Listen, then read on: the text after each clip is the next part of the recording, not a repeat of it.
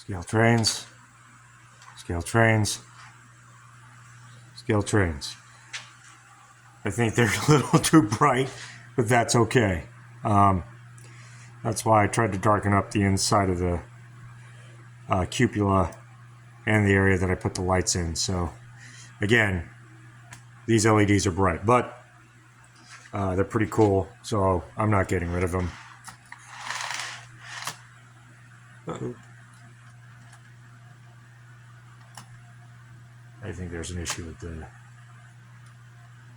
Oh yeah, there's an issue.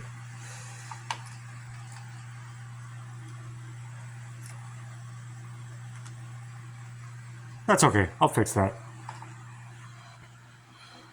Well, I hope you've all enjoyed this video. Comment, like, subscribe. If you got any questions, throw them down in the comment section below. Those are also athearn ready-to-roll cabooses right there, and these three are all scale trains.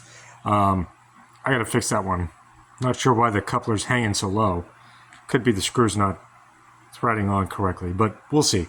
Let's get a closer look for all of you.